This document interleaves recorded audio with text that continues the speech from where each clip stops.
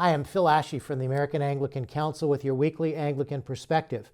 We're doing a series called Questions for Global Anglicans in the 21st Century, and this is on the Cairo Covenant, that historic covenant that was signed October 11, 2019 in Cairo for the Global South Anglicans Fellowship, and it's based on a series of covenantal structures based on a shared confession of faith that biblically faithful Anglicans all over the world can come together around and do mission together. So we're talking about these covenantal structures, and the last video we did was about how we deal with important matters, sometimes controversial matters of faith and practice, or faith and order. And we looked at the process by which those matters are discussed, reviewed, decided upon by bishops interacting with the assembly, interacting with a faith and order commission, the primates, the assembly.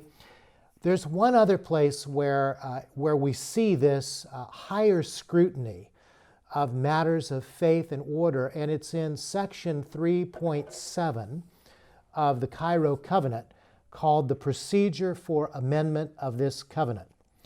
And you'll remember that the principle is that when you're dealing with important matters of faith and order, there's a higher level of scrutiny. And in addition to that, you have to pay attention to the consensus fidelium, that is, what the whole church has believed in all places at all times among all people. And so in amending this covenant, it says in subsection 1 that notice of intention to move an amendment of this covenant must be given to the members of the Global South, and the proposed amendment must be circulated to each member of the assembly at least 6 months prior to the meeting of the assembly. Well, that's just due notice and due process. And that would be true of anything, any kind of amendment. It goes on to say in subsection 3 that in matters that don't affect faith and order, this covenant, actually in all matters, this covenant may be amended by a 2/3 majority of members present at a meeting of the assembly. And that's good because, again, you want the consensus fidelium. You want the majority as much as possible of what the whole church believes.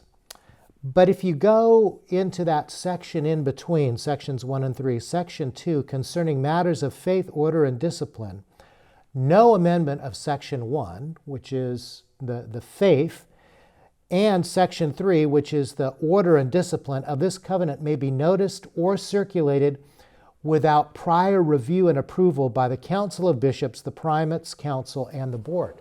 That means if you're dealing with the doctrinal foundations or the covenantal structures, that you can't even make notice of the proposed amendment until it's past scrutiny by the Faith and Order Commission, the bishops, the Primates Council, the Board, and the Assembly. So you see there's a much higher level of scrutiny for that. If you want to amend section 2, the relational commitments, not a problem. You can just circulate that amendment 6 months before assembly. It still must pass by 2/3 majority.